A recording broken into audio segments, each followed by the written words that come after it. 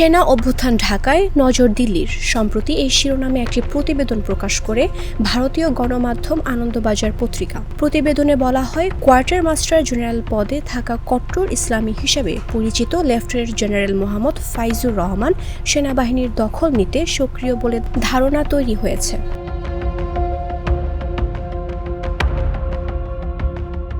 বাংলাদেশের সেনাবাহিনীকে নিয়ে আনন্দবাজার পত্রিকায় প্রকাশিত এই সংবাদকে মিথ্যা ও ভিত্তিহীন বলে মন্তব্য করেছে অন্তর্বর্তী সরকারের প্রধান উপদেষ্টার প্রেস উইং। শুক্রবার প্রধান উপদেষ্টার প্রেস উইং ফ্যাক্টস ফেসবুকে তাদের ভেরিফাইড পেজে এক পোস্টে এই মন্তব্য করেছেন। প্রতিবেদনের বাস্তবতার সঙ্গে কোনো সম্পর্ক নেই, এটি শুধুই একটি বলিউড রোমান্টিক কমেডি বলেও মন্তব্য করা হয়। প্রেস উইং ফ্যাক্টস আরও বলেছে, ভারতীয় গণমাধ্যম বাংলাদেশের বিরুদ্ধে তথাকথিত হাইব্রিড যুদ্ধ কৌশল ব্যবহার করছে, যা দীর্ঘদিন ধরে তাদের প্রক্সি হিসেবে কাজ করা শেখ হাসিনাকে সমর্থন দেয়া এবং বাংলাদেশের জনগণ ও প্রতিষ্ঠানগুলোকে অসম্মান করার উদ্দেশ্যে পরিচালিত হচ্ছে। দেশের যে জনগণ ও প্রতিষ্ঠানগুলো গত জুলাই-আগস্টে স্বৈরাচারী আসনের অবসান ঘটিয়েছে তাকে টার্গেট করা হচ্ছে।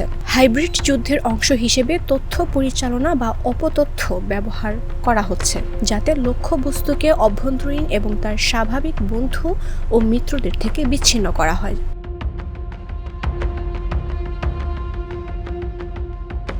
বিভ্রান্তিমূলক প্রচারণা সাধারণত একেবারে মন গড়া একটি গল্প দিয়ে শুরু হয়, যার কোনো বাস্তব ভিত্তি বা প্রমাণ থাকে না, বরং নামহীন ব্যক্তিদের উদ্ধৃতি দিয়ে বানানো হয় এবং তা বন্ধুত্বপূর্ণ বা নিয়ন্ত্রিত গণমাধ্যমে প্রকাশিত হয়।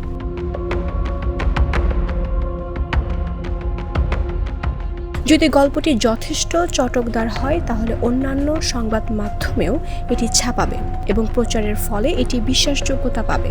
বিবৃতিতে বলা হয়েছে, যারা বিশ্ব পরিস্থিতির সম্পর্কে জানতে চান কিন্তু বিশদ বিশ্লেষণের সময় পান না, তারাই এই গল্পটি সত্য বলে বিশ্বাস করতে পারেন, যা মূলত একজন প্রোপাগান্ডাবিদদের কল্পনাপ্রসূত ধারণা ছাড়া আর কিছুই না। আনন্দবাজারের উদ্দেশ্যে প্রেস উইং ফ্যাক্টস বলেছে, আপনাদের সিদ্ধান্ত নিতে হবে প্রকৃত সাংবাদিকতা করবেন কিনা, যেখানে সত্য ঘটনা অনুসন্ধান করে তথ্য সংগ্রহ করা হয়, নাকি মিথ্যা প্রচারণার অংশ হিসেবে মিথ্যা গল্প ছড়িয়ে একটি বন্ধুপ্রতিম দেশের সার্বভৌমত্ব ও মর্যাদা ক্ষুণ্ণ করবেন।